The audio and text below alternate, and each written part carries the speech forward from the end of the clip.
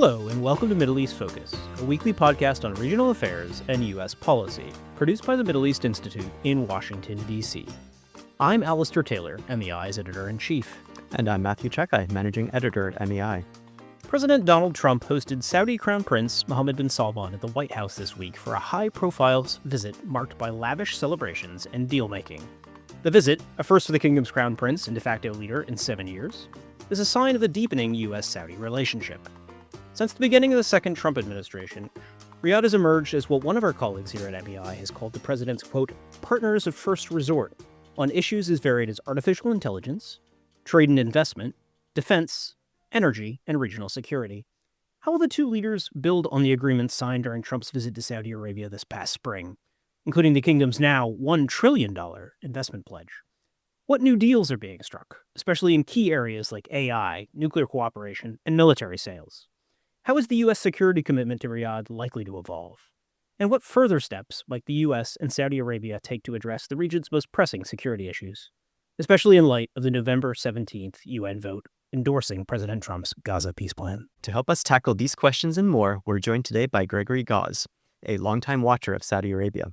Gregory is a visiting scholar at the Middle East Institute, and he's also a professor emeritus of international affairs at the Bush School of Government and Public Service at Texas A&M University. Between fall of 2014 and summer 2022, he served as head of the school's Department of International Affairs. Our listeners can subscribe to Middle East Focus on Spotify, Apple Podcasts, and other podcast providers. And please do check out MEI's other podcasts as well, Taking the Edge Off the Middle East with Brian Katulis and Rethinking Democracy, hosted by Gunul Toll. Gregory, welcome to Middle East Focus. It's great to have you on the program. It's my pleasure. So, as we noted at the top, 7 years have passed since Crown Prince Mohammed bin Salman had last visited Washington, and a lot has changed in that time, both in the kingdom itself and in the broader Middle East.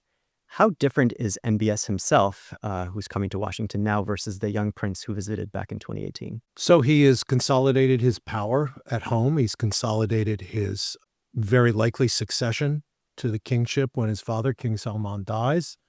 And I also think that he's had now some bitter experiences in governance that have changed the way he deals with the world, certainly in terms of foreign policy. When he came in 2018, he was an enthusiastic supporter of maximum pressure on Iran. He was, I think, in a very elbows out mode toward the rest of the world. Saudi Arabia was going to throw its weight around. It was going to throw its weight around in Yemen with the military campaign there. It was going to throw its weight around in the region with the blockade of Qatar, with the effort to shake up Lebanese politics by, in essence, taking the Lebanese prime minister hostage. And he was also shaking things up at home. And he was very, very much a proponent of following President Trump. And I think President Trump had at least something to do, President Trump's support, with the Crown Prince's ability to push aside some of the people standing in front of him. The first Trump administration made no secret of the fact that it was looking forward to working with him. And I think that gave him a certain incentive to push aside his domestic rivals. He's different now. He's suffered quite a few setbacks internationally. The Yemen war didn't go well. The blockade of Qatar had to be lifted. Lebanon didn't change its political stripes as a result of his intervention there. And probably most importantly, maximum pressure on Iran didn't work, at least at that time. And it ended up in an Iranian attack in September of 2019 on Saudi oil fields. President Trump did not respond to that. In fact, I think part of the reason that the Crown Prince wants to get a formal defense agreement, a formal security agreement between the United States and Saudi Arabia is to try to lock in the Trump administration to respond in any kind of future attack on Saudi Arabia. So it's a different Crown Prince now than it was 7 years ago. And finally, probably the thing most Americans would recall, it's a Crown Prince who realized that his assassination of a Saudi dissident journalist wouldn't remove problems from his agenda. It would create more problems with the United States. And so the killing of Jamal Khashoggi was a bitter learning experience for him. Yeah, in fact, one of the major reasons why the Crown Prince hasn't come to Washington for such a long time was the fact, the fallout from the October 2018 killing of Jamal Khashoggi. And on Tuesday, President Trump vehemently dismissed MBS's role, MBS being Mohammed bin Salman, his role in ordering the killing, which the U.S. intelligence community had actually linked to the Crown Prince. Do you think Washington as a whole has moved past the Khashoggi killing at this point, or do you foresee a future where this issue either reemerges as a stumbling block, perhaps in Congress or for some future U.S. administration? So not everyone in Washington has moved beyond that, that's for sure. A question about the Khashoggi killing was brought up in the Oval Office gaggle on Tuesday, the 18th. But I think the reality of the fact that Saudi Arabia is an extremely important player in the world oil market and is trying to become an important player in the AI world, and remains an extremely important player in regional diplomacy. All of that basically has brought not just the Trump administration around. The first Trump administration was very happy to deal with the Crown Prince even immediately after the Khashoggi killing. But the better indication for me was the Biden administration, which came into office in January 2021 with a desire to keep Saudi Arabia at arm's length. The president basically wouldn't deal with the Crown Prince. And it was the Russian invasion of Ukraine and the spike in energy prices that basically led the Biden administration to do a 180 and offer the Saudis something that no other American administration had ever offered them, a formal defense treaty, mutual defense treaty that the Biden administration was going to submit for Senate ratification. The Hamas attack on Israel on October 7th, 2023 blew that prospect up, the triangular Saudi-Israeli-American deal there. But the Biden administration was willing to come around on the Crown Prince. And that to me is the better indicator that I don't think the Khashoggi killing, although it will be remembered in plenty of places in Washington, I don't think it will be an obstacle going forward for this administration or a subsequent administration to deal with the Crown Prince. One of the key items on the agenda for this White House visit was to follow up on President Trump's May trip to the Gulf, follow up on all the deals and agreements signed there. A lot was promised. Saudi Arabia pledged a $600 billion investment total, which is now in this visit become $1 trillion, I see. Where do things stand more broadly on all of those deals that were struck? We're kind of 6 months on. How much of that is moving forward? How much of that is hype versus substance, as you said? So these figures, 600 billion, a trillion, I don't think that we should anticipate that kind of money is going to get invested from Saudi Arabia in the next 12-month period in the United States. I think that the Crown Prince was very careful at the press meeting on Tuesday to avoid setting a timetable on these things. I think that one of the main purposes of the visit, aside from the kind of the personal ratification of the Crown Prince's position vis-a-vis the United States and in the region and in the world, this is really a kind of a personal triumph for him, given where his standing with the United States was after the Khashoggi killing. I think a major element of the trip is to try to nail down the implementation of those AI deals that were signed kind of as memorandum of understanding during the Trump trip to Riyadh back in the spring. The Biden administration, I don't think, would have done this because they were clearly worried about technology falling into the hands of other countries, particularly China. The Trump administration, I'm sure, will be negotiating some kind of safeguards there, but my guess is that the president's commitment to selling things, selling F-35s, selling AI chips, will overcome whatever residual fears there are there. And I assume that this is going to get done because the president wants it to get done. The head of the Saudi AI firm Humane recently pledged to, quote, never use Huawei chips. Do you think it's fair to say that Riyadh is all in on U.S. tech and U.S. tech partnerships at this point? I wouldn't say all in. I would say willing to accept some limitations on how they deal with China. but on the kind of the main social street in Riyadh, Tahliya Street, you walk up and down the restaurants, the fancy stores and all. There's a big Huawei office right on Tahliya Street. And China is Saudi Arabia's biggest customer for energy. And it's its biggest trading partner. And I don't think that the Saudis are going to completely throw over a relationship with China, even with Chinese tech firms. But I think that they will demonstrate a preference for the United States. Other and beyond more NVIDIA chips, the highest end, kind of fastest chips, what do we know about the specifics of what they're asking for on the AI front? We don't. I haven't seen specifics on these things, and I'm no expert on AI technology.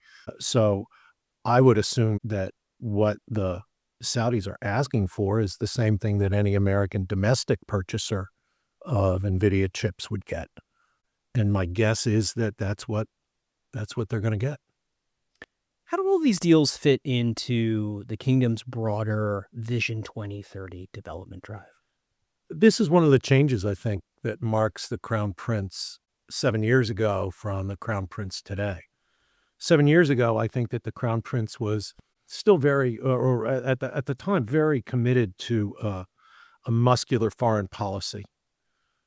With the Vision 2030 effort to change the basis of the Saudi economy from an oil-based economy to a knowledge-based economy, a technology-based economy. But I think now the achievement of those Vision 2030 goals is far and away the most important thing on his agenda. And I think that helps to explain why he's a much more restrained actor in terms of regional politics than he was in 2018. In 2023, he reestablished relations with Iran through Chinese intermediation. Doesn't mean that the Saudis like the Iranians or trust them, but they want a normal relationship with Iran. The Saudis were reluctant to support the American bombing of Iran, Iranian nuclear sites. I think in 2018, they would have been very supportive. I think the Crown Prince sees the achievement of Vision 2030, which requires a lot of confidence in Saudi Arabia in terms of trade, in terms of tourism, in terms of investment from the outside world. That needs a stable region, not one where the Israelis and the Iranians are shooting missiles at each other, not one in which there's a brutal war going on in the Palestinian territories in Israel and Gaza, not one where there's constant worry about Iranian-supported militias in Yemen disrupting shipping. The Crown Prince is looking for a much more stable regional environment. And I think that's one of the reasons why he might be a little bit more leery about relations with Israel than he would have been before October 7th, 2023. There are people in Saudi Arabia who now see Israel with its attack on Qatar and the Hamas representatives in Qatar. Its interference in Syrian politics and Lebanese politics sees Israel as not a stabilizing agent in the region, but as an agent that's creating instability. In that sense, I think that the incentives for the Saudis to formally recognize Israel, right, had a lot to do with their shared worry about Iran. Now the Saudi worry about Iran with the defeats that Iran has experienced in the last couple of years in Lebanon, in Syria, directly in its exchange with Israel, and then finally with the U.S. bombing. Iran seems less threatening and Israel more problematic from a Saudi perspective. One of the other announcements that came out of the Tuesday visit was that the U.S. and Saudi will engage in, quote, enhanced cooperation on civil nuclear energy. What do we know about what Riyadh is looking for, and do you think we're likely to see the signing of a formal 1-2-3 agreement for nuclear cooperation akin to the U.S.-UAE deal? I don't get the sense that we're going to see a formal, detailed nuclear cooperation agreement come out of this meeting. And the key issue is the enrichment element. The Saudis have said repeatedly and publicly that they're looking forward to cooperation with the United States in establishing a peaceful civilian nuclear infrastructure, but they reserve the right to enrich uranium and to export that enriched uranium. Now, of course, if you reserve the right to enrich uranium, you can also divert that into weapons with the right technologies. That's why the United States, in its stance on the export of nuclear technology, right, adheres to this, what colloquially is known as the 123 agreement, right, which is clause 123 of the bill that authorizes the sale of nuclear technology from the United States. And it basically says you can't enrich, that you have to ship out your enriched uranium. And that was the condition under which the UAE was willing to, deal with South Korean companies that were using American technology to build what are now operating reactors in the United Arab Emirates. The UAE is ahead of Saudi Arabia on nuclear power. Will the Saudis be willing to give up enrichment of uranium? Would they be willing to accept, in essence, an American veto over the export of that enriched uranium? Would they be willing to accept, if not a 123 agreement, some kind of a super enhanced inspections regime that the United States would run? All of these things are, I think, possible, but I don't see that being on the verge of agreement right now. And presumably the whole kind of regional discourse around nuclear programs, around enrichment, is complicated by the situation in Iran as well, one would imagine. Obviously, if the United States says that Iran can't enrich and we're willing to bomb them to prevent them from enriching, to turn around and say the Saudis can enrich opens up the U.S. to all sorts of double standard accusations. Of course, the response to that from Washington would likely be, we don't trust the Iranians.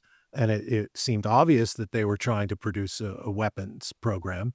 And we trust that with our verification systems with the Saudis, they won't produce a weapons program.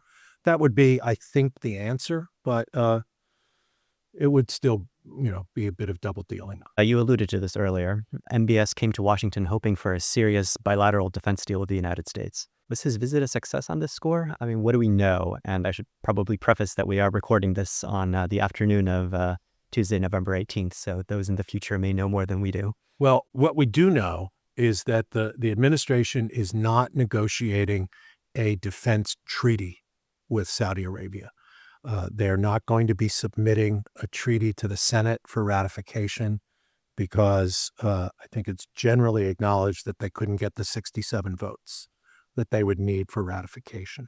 The Biden administration was negotiating an actual Senate ratified treaty and thought that it might be able to get the 67 votes, right? As long as the Saudis were willing to recognize Israel. That was the triangular deal.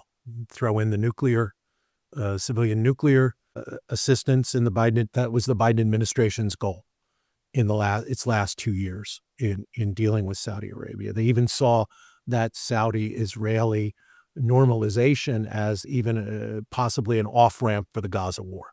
It just didn't happen. And I think the Trump administration recognizes that they can't get 67 votes in the Senate. And so what they're going to give the Saudis is a defense agreement that will not change anything drastically in the U.S. relationship with Saudi Arabia. We have intense military cooperation. We have sustained intelligence cooperation. In 1990, the United States sent hundreds of thousands of troops to Saudi Arabia to protect it from Saddam Hussein and to reverse Saddam's invasion of Kuwait. So it's not like this is something new that the United States is committed to the defense of Saudi Arabia. It's not something new. I think that what this defense agreement will do is, in the thinking of the White House, it will hopefully reduce the anxieties in Riyadh about the U.S. commitment. Ever since the Iraq War went sour for the United States, and American politicians started saying that we had to reduce our commitment in the Middle East, and that includes the last 3 American presidents while they were campaigning, President Obama, President Trump and President Biden all talked about reducing the American footprint in the Middle East, pivoting to Asia, concentrating on China, all those things. There's been a persistent trope, an exaggerated one, but a persistent trope among Gulf elites, not just Saudi, but all the Gulf states, that America is leaving. Now, in office, none of these presidents left the Middle East. All of them actually engaged in military actions in the Middle East, right? The Obama in the counter-ISIS campaign, Biden against the Houthis, and the Trump administration against Iran. However, as my wife always tells me, the feelings are real even if they're not, even if there's not a strong factual basis for the feelings. And this persistent feeling that America is unreliable, which was bolstered by the fact that the first Trump administration did not react when Iran attacked Saudi oil fields in September of 2019. That those feelings are persistent.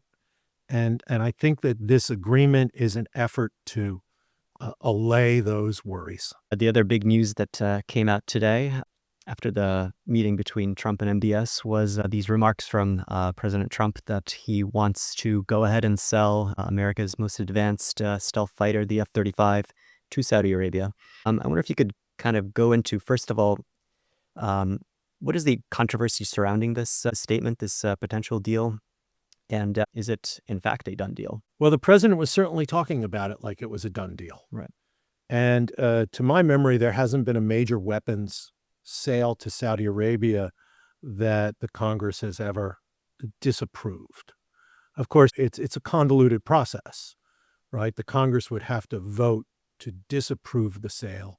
And then the president can veto that resolution, and thus you don't need a majority in the two houses of Congress. You need 2/3 majority in the two houses of Congress in order to scuttle a major arms deal like this. Which happened in his first term, as I recall. Is that right? After the killing of Khashoggi, there was a congressional resolution to block sales to Saudi Arabia, which Trump then vetoed. Yeah, that's true.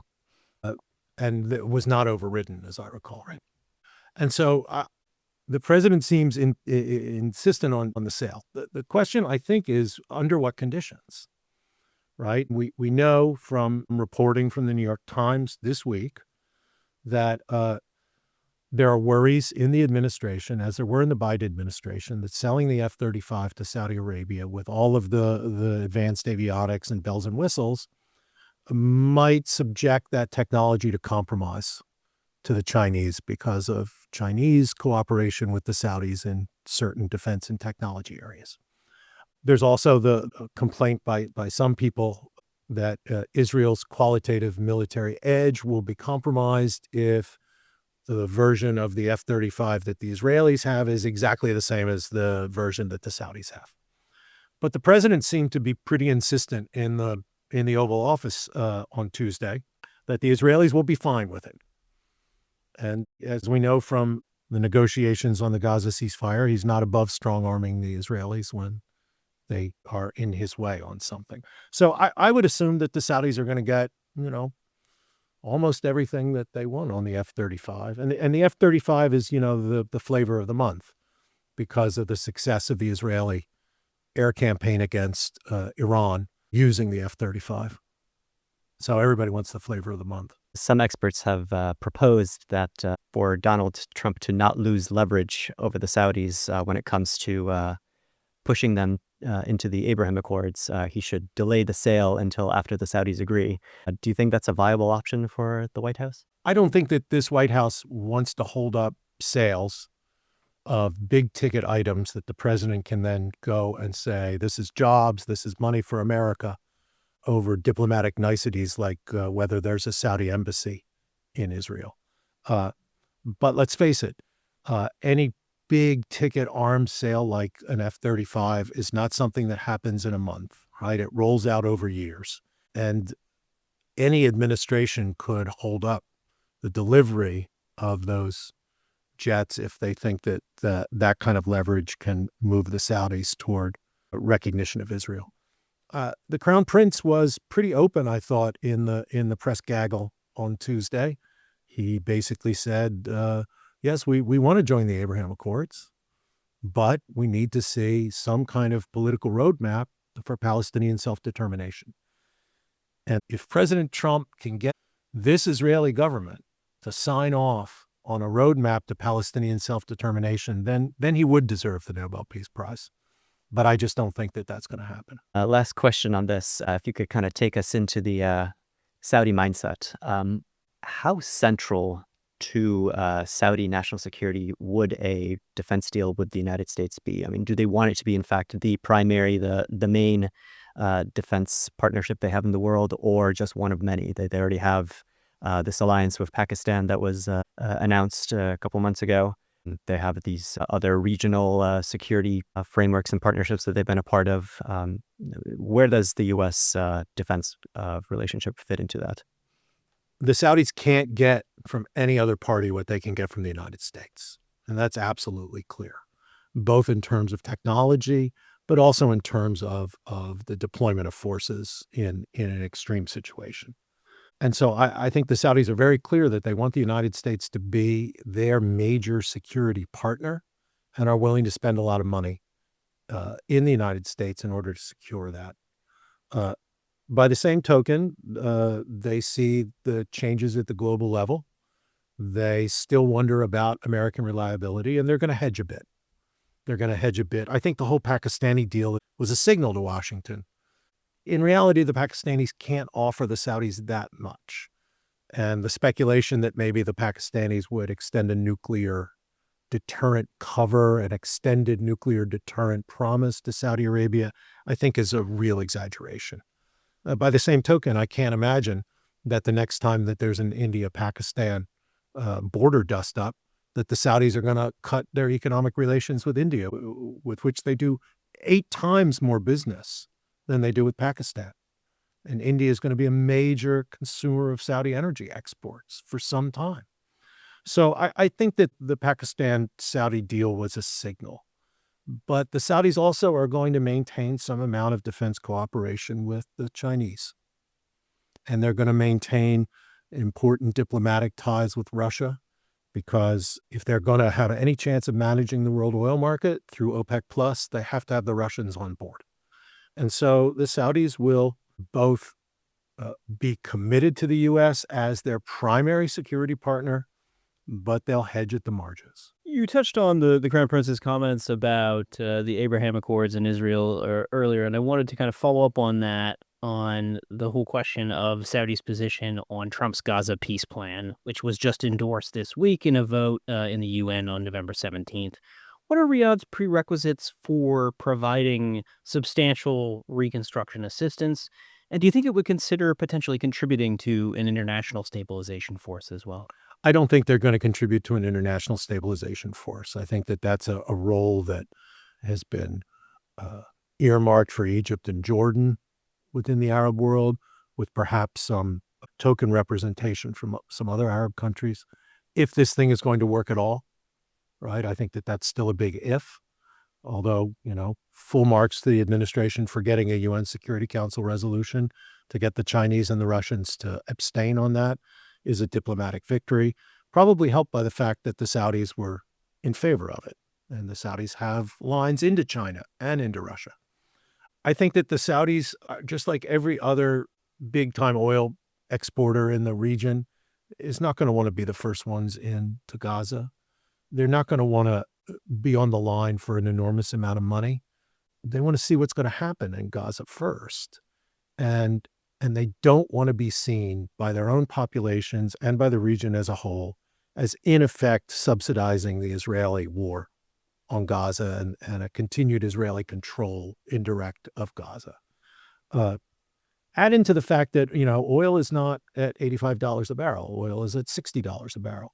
And the Saudis, although this is not a fiscal crisis for Saudi Arabia, the Saudis are reining in their spending on their big gigapot projects under Vision 2030. They are tightening the belt in terms of government budget. And I just think that they will be reluctant to take the lead on Gaza. Now, they will contribute to a Gaza fund for reconstruction, but only when all the other pieces are in place. I think. And I think President Trump might be counting his chickens before the hatch on, in the Oval Office when he said, oh yeah, they'll give a lot of money. Well, they might promise a lot of money, but they're going to see other people take their wallets out too. Mohammed bin Salman played an important role in convincing President Trump to shift U.S. policy on the new government in Syria, on President al-Shara after the toppling of the Assad regime. He hosted Trump's first meeting with Shara during the president's visit back in May.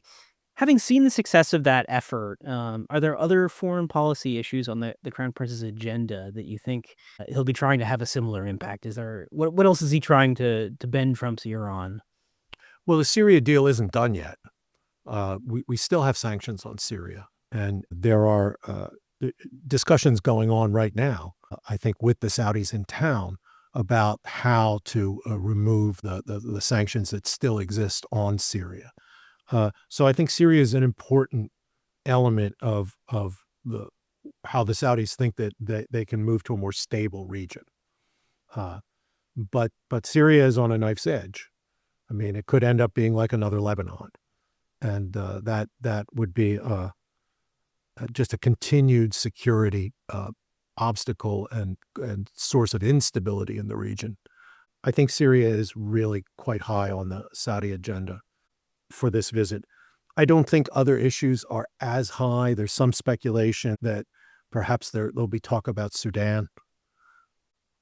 But it doesn't seem to me like the Saudis were pushing Sudan, at least publicly, as part of the lead up to the summit, the way they were talking about AI, the way they were talking about nuclear.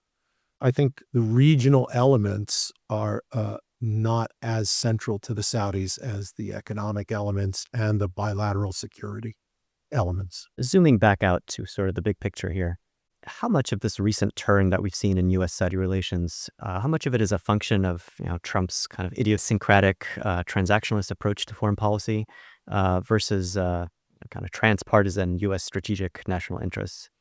And more broadly, I mean, do you think that we would be seeing the same thing if we had a Harris or even a Biden too administration right now?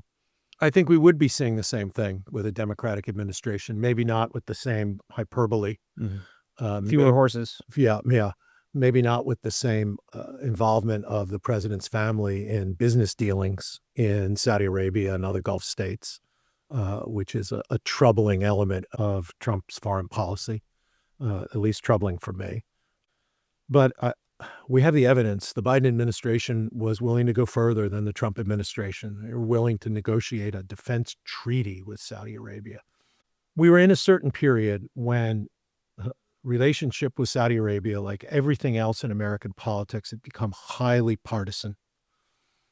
The Trump administration, kind of signing on to a relationship with Saudi Arabia and a relationship with the Crown Prince in that first term, that made Democrats nervous. And when Democrats came in, they saw the Saudis as kind of making a choice for Trump. When the Democrats came back in, the Biden administration, there was a clear distaste for Saudi Arabia. And I think it was based on the fact that there was a belief in Democratic foreign policy circles that the Saudis had made their choice. They'd chosen the Republicans. They'd chosen Trump. A. B. We didn't need the Saudis. We're the biggest oil producers in the world. And anyway, we're all going to transition to a green economy anyway. And so Saudi Arabia is just not going to be as important. And we don't like the Saudis because of human rights and Khashoggi and the Yemen war and all of these things. But the Biden administration basically threw all that over when they needed help on energy prices. And so that to me was the end of the partisan element. And we kind of went back to the situation which I think has characterized the U.S.-Saudi relationship for its entire history, which is there's not a whole lot of public opinion support in the United States for the relationship. American public opinion on Saudi Arabia goes from not caring to not liking. But American elites have always seen the importance of Saudi Arabia, Democrats or Republicans. And I think we're kind of back to that position. So last question to you. What are you going to be looking out for in the U.S.-Saudi relationship in the coming weeks, months? I'm really interested in the details of any kind of civilian nuclear deal. The enrichment issue, I think, is really important and a real signal about not just where the U.S.-Saudi relationship is and how close it is, but also the administration's position on nonproliferation and nuclear issues more generally. I think that'll be an important indicator. I think it'll be really important to see how the Saudis react in Gaza, right? How enthusiastic and committed they are, or how reluctant and kind of hanging back they are. But that'll require the Trump administration to kind of get its act together on Gaza. The UN Security Council resolution was a good first step, but I think they're wasting time not having the security force put together and ready to go, not having more regional buy-in. There's regional buy-in, but there's no special envoy. Like, I don't see Steve Witkoff going to the region every week to nail down commitments and to get, detailed plans for, who's going in, where, and what are they going to do. This is going to be incredibly difficult to do. And without an enormous amount of staffing of it, an enormous amount of follow-through, it's going to fall by the wayside. I think that's all the time we have for this conversation. And we want to thank you so much, Gregory, for coming on the podcast today. It was my pleasure. A warm thanks also goes out to our listeners for tuning in, as well as to our production team for all of their work on this week's episode. To find MEI's latest coverage of all things Saudi Arabia, please visit our website at www.mei.edu. You can also follow MEI on X, Instagram, Facebook, and YouTube, and subscribe to our email newsletters for the latest analysis and information about upcoming events. A quick programming note: Middle East Focus will be off next week for the Thanksgiving holiday, but we'll be back in your feeds the first week of December. I'm Alistair Taylor. And I'm Matthew Czekaj. We hope you listen in again next week.